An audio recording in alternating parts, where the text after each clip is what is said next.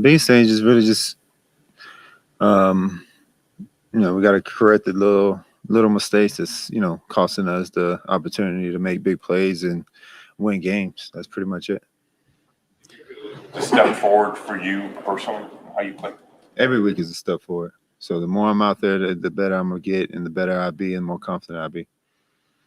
You've gone 4 games in a row for the first time without throwing over 200 yards. Is it understandable considering the team leads the league in drop passes, or is it a source of concern for you? Do you feel that stat when you're out there? No, I don't care about the stats. I just want to win. So none of that stuff matters.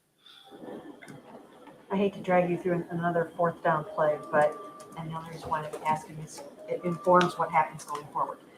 On 4th and 3 at the 9, when you watch the film again, did you do everything that you could have done on that play the way that it was designed, or should you have maybe just thrown it up to Jordan in the end zone and taken a shot there?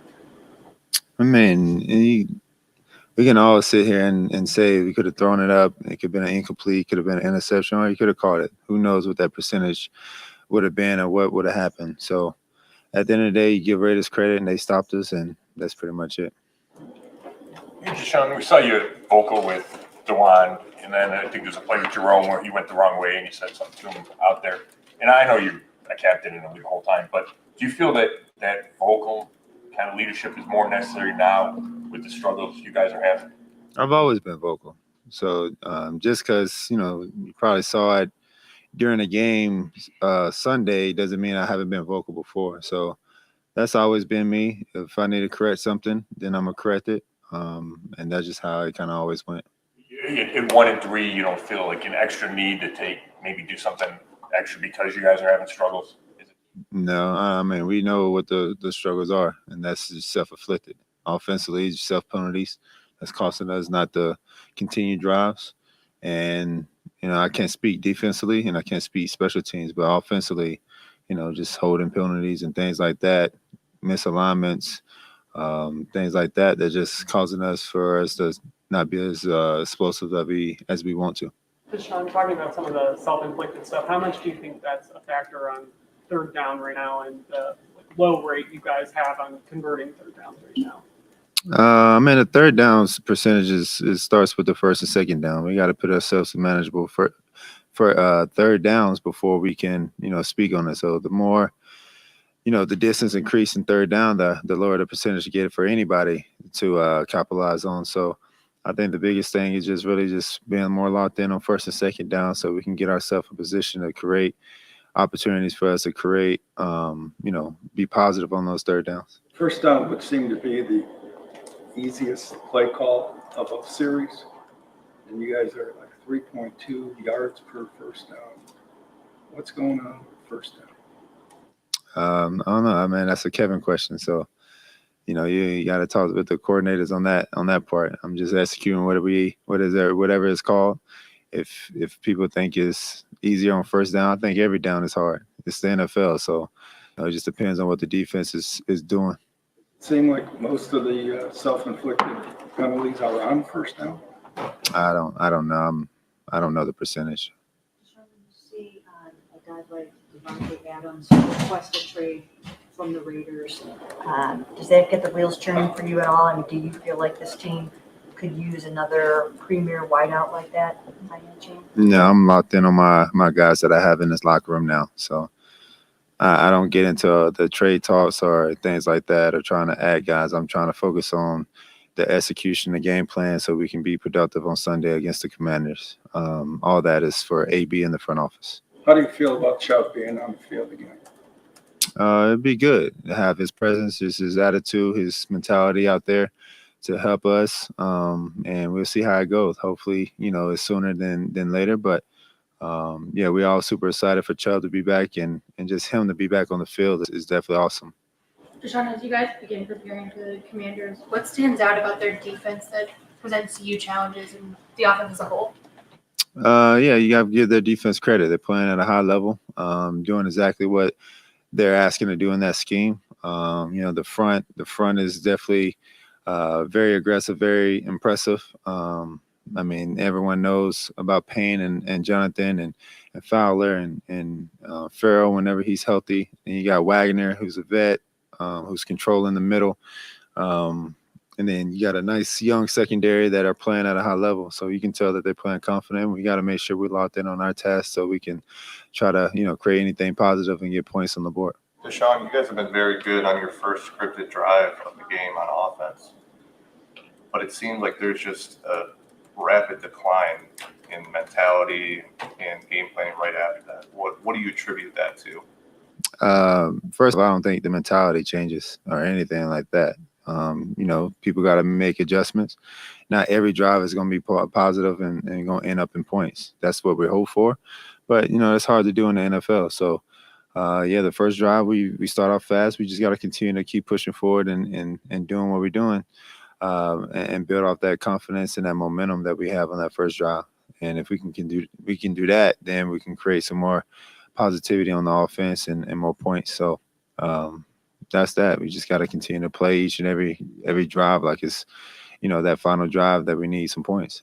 Sean, obviously you won't go up against him directly, but obviously a lot's been said about Jaden Daniels and the start to his rookie campaigns, what he's done. Just what have you noticed about his game that's kind of impressed you from one quarterback to another? Yeah, I mean, you can tell when he steps on the field, he's confident in what they're running. He's confident with the guys that he have around, and he's playing free. Super, super exciting guy to watch. I mean, ever since really I've known him since high school. We trained a little bit when he was out in Arizona, at Arizona State. And when he went to Arizona State, then he went to LSU. So, we have history, and he's definitely having a start to a great campaign for his NFL career. So playing at a high level, he's got those guys rolling, and you can tell that the team is supporting him and behind him. Sean, I know you had that one season in Houston where you guys started 1-3, went on the roll. Like, what did you learn, I guess, by going through that? And do you see, I guess, the similar capability in this team now to pull off a run after the slow start? No, I mean, I don't try to. Every year is different. Every team is different. So I don't try to look back on anything back in Houston or previous years. I leave that to the media and things like that, to you guys. But for me, for this year, we just got to continue to take it 1 week at a time. The games are there. The opportunities are there. We got to capitalize on them. So, September football is done. But each and every time, we get through a month, October is going to be a big task for us to be able to get back on that, even balance on the win chart. And then, get ready for November, December. But we got to take it 1 week at a time and focus on this game and trying to get on that win chart so we can build off that momentum. Deshaun, I know in the spring we talked about, just the time and getting the reps back, because of all the time that you've missed because of injury and whatnot. Through these first 4 games, how has that time kind of helped you get? In what ways have you gotten more comfortable, with these, through these first 4 games? Just being able to see things, just being able to operate, just playing football. I think that's the biggest thing. Just playing football, getting active, acclimated to the speed of the game and how people are going to defend us and try to defend me. So I think that's the biggest thing. And each week by week, I plan to continue to have that arrow pointing up and going in the right direction that I want to go. Deshaun, how much will it help you to have David Njoku back on the field if he can get out there and play on Sunday? I mean, it'd be big for this offense. I think he's a big part of this system, exactly what we want to do and what we was planning to do, with the start of the season. But I know he's been out for the last couple of weeks, and, it'd be good to have him back. We'll see how this week goes, and we'll definitely be excited if he can make it to the game. So he's definitely a big part of this system and what we want to do offensively. Showing the game's over, I know that, you don't know the guy that you see open, but when you find out that Elijah only has 1 target after the game, is that something you kind of file away and say we need to get him more involved in the weeks moving forward? I mean, yeah, you have to, you see all that and you kind of figure it out. We definitely want to get his talent to be able to show for this offense. And, we just got to get with the staff and depending on how the game and the play callings are schemed up. For me as a quarterback, you see those things, but at the end of the day, you got to focus on getting the ball in the right position. You can't start forcing anything. So you got to let the game come to me and come to him, and we see how the game goes. Likewise, would you like to see said, I don't know, for whatever reason, said didn't have any targets or wasn't really involved in the game plan too much. Would you like to see him maybe be a little bit more involved? Yeah, I mean, yeah. Again, it goes back to how the game is kind of played out and how they're scheming up for us and what kind of plays are getting called and who's the first, second read, and if I can get back to my third, fourth read. It just depends. I'm trying to find the open guy as soon as possible, get the ball out of my hands so we can create some positivity. So, yeah, I mean, we definitely have some guys that are very talented, and their opportunity is definitely going to come. When Amari's been so reliable throughout his career, is it shocking when he doesn't catch the ball and you make a good throw and it turns into an interception? I mean, it happens. At the end of the day, sometimes the ball doesn't bounce your way. So, at the end of the day, we move on to the next play, and he knows that I'm coming right back to him regardless of the situation or what happens. So we trust in him. I believe in him. I have full 100% trust in Coop. And anytime, I need to, get him the ball and give him an opportunity, usually he makes those plays. So I'm going to rely on that percentage rather than a couple plays that haven't. How do you think he's handling the release struggles? I mean, I think he's fine, to be honest. Talked about after the game how you came up to him and just told him that he was the best right tackle in the league and just encouraged him. How important for you was that to kind of come alongside of him in that time of need when obviously a big point in the game, didn't have the best coverage on that play? Yeah, I mean, DeJuan's a very talented young tackle. And, he shows a lot of emotion. He has a lot of passion for the game. He wants to be the best. And we know that. And we hold each and every person that's out there on the field to a high standard. And he knows that. And, I just wanted to make sure that he know that as a leader of this offense and one of the leaders of this team that we love him. And we got trust and faith in him. And we just want him to know that, we hold him to a high standard. But at the same time, we're going to support him and we're not going to get down on him. And let's focus on the next play. That play is done. It's over with. And, go out there and be the best tackle that you can be that we know you are. Is that important for you to kind of, lay into him the way you did and then come back alongside him? Yeah, I mean, I think it's very important just as a overall quarterback, not just for him, but for everyone, to know that, hey, regardless if somebody have a bad play or go the wrong way or something like that, I'm not going to lose faith. I'm not one of those guys. I'm going to need every single one of those guys on the field for me to be productive and be successful also. So we know the talent, those guys are in that locker room for a reason because we believe in them. And we think that each one of those guys can help us win. Even though sometimes it looks heated like it did, do you feel like, even with Jameis getting involved a little bit too, is it productive for you guys as team leaders to take it upon yourselves to hold those guys to such a high standard? And if it sometimes looks like it's tough love, it's going to look like it's tough love because you guys are trying to get to where you want to go this year? I mean, of course, you're going to have that. I mean, that's what family do. We might go back and forth, but at the end of the day, like we talk about it, we love each other, and we move on. And that's part of the game. That's part of the system.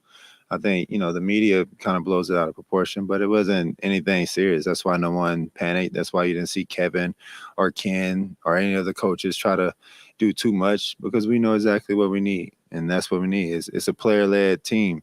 It's a player-led league. And it's only so much coaches can really do when it comes to that point. So players got to take over. Captains got to take over. And if we get on the same page, we can be special. Follow up to that. Have you guys as an offense thought about any kind of just an offense-only meeting to kind of get yourselves together a little bit? No, we've been done that. Yeah, so it's nothing else that everyone doesn't know or anything like that, So we've been done that. That's something that we don't speak about out publicly. We keep that internal. So you mentioned keeping your focus on the receivers, the pass catchers you have. What would you say is the state of the receiving talent that you have right now through 4 weeks? I mean, it's great. I mean, I think we have a lot of great talent in that receiver room, and we have a lot of guys that have a lot of opportunities to go out there and make explosive plays. We got to give them chances, and once they get those chances, opportunities, we all got to capitalize to be on the same page. To stop making so many self-inflicted wounds. Just lock in. Lacking for the first 4 games? No, I don't think it's been lacking, but I mean, we got to lock in every single play. We're not the only team around the league that's making self-inflicted plays.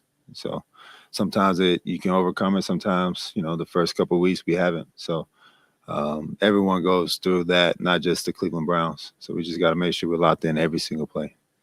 Jerry Judy mentioned the other day that, that he was a little bit tired on some plays and maybe had to miss a few reps. But might you possibly appreciate the fact that somebody is actually trying to come up with something concrete that they can do this week to make themselves better? And if everybody does that, then you guys will be able to get back on track easier? I mean, yeah. I mean, if at the end of the day, I get what you're saying, but if we capitalize on that fourth down play and we score, we wouldn't be having these conversations. You know what I'm saying? So that's where it's kind of like it's you can play on one side of the line and play on the other side. I mean, yeah, we each and every week we got to find ways to get better. We got to find ways where we're going to do extra to get over that hump, whatever it is. We can be sitting here 3-1, and none of these the questions wouldn't be the same, but we can have the same type of things that's kind of leaking around, so you just got to be real with yourself, real with the team, and that's what we've been doing each and every week, not just because we've been coming up short. It's just that's how great teams do. And once you figure it out, you build that confidence.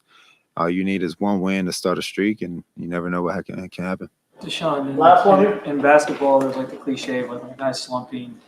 Sometimes it just takes seeing the ball go through the group and they can get into rhythm. So to relate that back to you guys, 1-3, things haven't gone your way, but what can one win, this weekend do, you think, for the offense, for the team, in terms of trying to build something?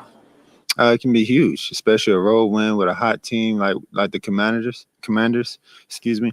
It can definitely start something great, and that's what we believe.